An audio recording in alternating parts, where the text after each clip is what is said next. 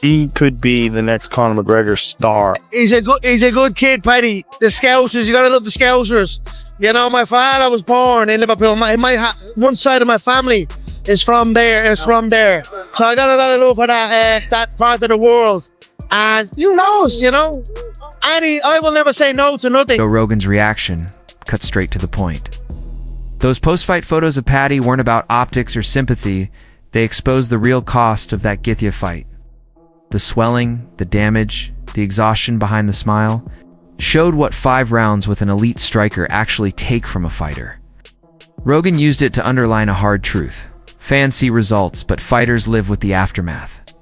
And in Paddy's case, that war didn't just mark a loss, it visibly showed how thin the line is between hype and long-term damage at the highest level. I didn't know Paddy Pimblett had a chin like that till tonight. Yeah, absolute dogfight in a war, and much respect to both guys. We sent Paddy Pimblett straight to the hospital, and then we're gonna send Gaethje too. And Gaethje's like, believe me, I've been in plenty of wars. I'm good. Not gonna lie, he hit me with a body shot in the first round. He hit me right in the solar plexus, and it got me. Know what I mean? That was why I thought I was winning the first round up to that point. I'll be back better. It's as simple as that. You haven't seen the last of me. Given how popular Ilya's become, how big do you think that fight could be between these? I mean, if I had any bit of a personality, it'd be huge. But I just can't. I can't lie. I can't exaggerate. You know, it's what I did. It's who I am. It's who my parents taught me to be. But I mean, there's no doubt it'll be the best, one of the best fights that they could definitely put on. It'll be for an undisputed belt, and I think they want to have 6 or 7, you know, whatever. They want to have as many as possible. So if he's not back by then, they will strip him, and I will be undisputed and on sides of the belt on their defender. Nearly a week later, the swelling, bruising, and bloated jaw were still visible, showing this wasn't just a loss, but a brutal war. And Joe Rogan focused not on the result, but on the cost. This was the kind of damage only a Justin Gaethje fight leaves behind. Punishment that lingers and forces fighters to question longevity. Paddy wasn't outclassed or broken mentally. Absorbed elbows, hooks, and uppercuts stood his ground, and kept trading with one of the most violent fighters in UFC history. Never folding, and never looking for a way out, even as the fight slipped away. Up Gaethje hurts him bad, has the big moment of the round, but Pimblett gets right back to picking him apart after that. So Pimblett is up in the round bar the knockdown, but he loses the first round 10-9. Round 2, maybe you can't score it 10-8, but it was so close to a finish, I think you have to give out 10-8s for those types of things. There was 2 knockdowns for Gaethje in this fight, but still a competitive round. Round 3, you see Pimblett start to really run away with the numbers towards the end of it. Both guys were scrapping it in the early part of the round. I think Gaethje groin shot him in the clinch, and that never got called either. So Gaethje ended up beating him up in the clinch at one point early. But then Pimblett starts landing non-stop. This was one of the big moments in the 3rd round where I thought it's all going to change. We're leading towards a Pimblett sweep in the last 3 rounds.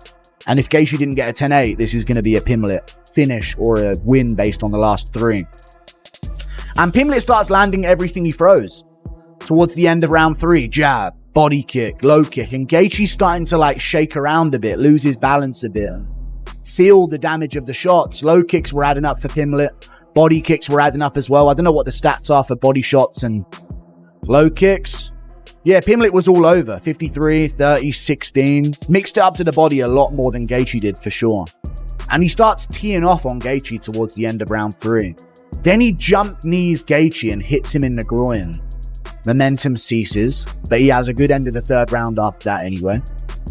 Then round 4. He starts doing well, but Gaethje starts finding his time. They start jabbing a lot, and Gaethje started jabbing with him, and once he had his jab down, he started winging the right overhands. Again, no idea how he didn't get the KO. No idea how he didn't chin Pimblett. There were times when he would land 3 overhand rights in a row. Bear in mind, this is a Gaethje who lands the overhand right on Barboza. Maybe not the same version, but if he lands this on other fights... After the show, we were just talking, and he looked me dead in the eye, and he goes, I'm going to be one of the biggest stars in the UFC. A year before his debut. And I just thought, yeah, maybe. I thought, looking at his skill set, I thought, you know what? You've got a long way to go to get to that elite level, but there's something about him. But I don't know if I fully believed it, but he did. And it's that belief that puts you into positions like this, because yes, he lost the fight, but there was a period where when Paddy had that iffy decision, people thought he didn't belong anywhere near a Justin Gaethje, and he's come on a long way. And I think he can look at this fight one of two ways. He can get downhearted and think, well, I didn't win, or you can think, well, it was my first go at it. I've got a lot to learn. Look at the likes of Michael Bisping. You've got to keep fucking coming and coming in order to get your hands on that gold at some point. And that was the first time Justin Gaethje's gotten to 5 full rounds. And I think Paddy proved a lot to a lot of haters out there that, like, look, all right, you might not like him, whatever. He's got fucking balls and he's willing to fight to the bitter end. Message for Ilia Topuria if he's watching this. No. No, I don't give a He'll be in the Octagon. I control my thoughts. I control my emotions. I won't give him the time of day. I'll, rely on my coach to watch him a lot. I've seen him fight, obviously, but I don't really go back and watch these guys. I really rely on my coach. I watched Paddy today. I watched Paddy and Chandler today. But I really rely on my coach to create a game plan and instill it into training.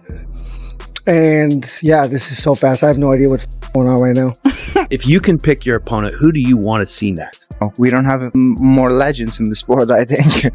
I would classify Justin Gaethje as a legend, and you have moved up to a division where Ilia, come on, we've worked together for so long. You know that, like, yes, Justin Gaethje has done so much for the sport, has so many incredible fights, future Hall of Famer. I put him in the same regard as the 3 people that you have just finished all in a row. Really? The only thing that I realized is that you don't like the guy, because I don't know why you want him to put him against me. That's why those photos landed so hard.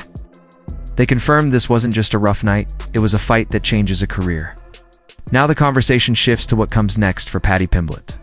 The hype isn't gone, but it's been reset. Toughness alone won't carry him against elite killers like Gaethje. To move forward, Paddy needs smarter game plans, sharper grappling urgency, and fewer ego-driven exchanges. The talent is still there, but the margin for error is gone. Fight for Paddy the Baddie. The obvious answer, regardless of the result at UFC 325 next week in Sydney, is Dan Hooker. But there are other options. When you put in a performance like he did against Justin Gaethje at UFC 324, you enter a whole new bracket of conversation. A bracket labelled BMF. Paddy versus either Max or Charles after UFC 326? Deal me in. I'm speculating, but one thing is absolutely certain. Even in defeat, Paddy Pimblett's stock in the UFC has risen. He hits hard, Gaethje, you can see already. Paddy's clipping him a bit there though, good knee up the middle. Oh, Gaethje's dropped him. Go on Paddy, get moving. You got Paddy's back on the fence. Once he gets there, obviously there's nowhere for Paddy really to go. So that's when he can start to go in that medium kind of range, throw the uppercuts and the right hands over the top. And he's so powerful from there. You can see the power difference straight away. Paddy's got a great idea throwing that uppercut in the middle. Gaethje just takes him though. Oh, good shot from Gaethje there though. Jesus. I'd like to see Paddy in this round keep the centre a little bit more, because what Gaethje's trying to do is push him back, not really throw, and then when Paddy's got nowhere to go, when his back's on the fence, that's when Gaethje really starts to unload, which is where he's dangerous. Gaethje's just walking down though. He's got a bit of a cut. Oh man. Paddy's looking comfortable here though. Start of the third. He's on the low kick and the jab this round, which is great to see. Great round for Paddy. 2-1. Let's see if he does the same in the fourth. Hopefully he will. Oh, he's catching him a bit now. He's so strong, Gaethje. It's ridiculous. It just looks painful fighting Justin Gaethje. Oh, that overhand right that he does is good. Paddy's seriously tough. These two are going to have a headache for about 5 days. Paddy's having a go, but he's missed a lot of them. Gaethje's got him down. Great fight though. Paddy's tough as hell. That overhand right, you can't miss with it, Gaethje, can he? Needs a perfect option against him because he keeps dipping his head. Come on, Paddy. Oh, he's doing spinning stuff. Need him in the balls. Keep going. What a crazy fight. Well done, boys. That was good. I think Gaethje won it, but I think Paddy did amazing. Justin Gaethje is an absolute beast.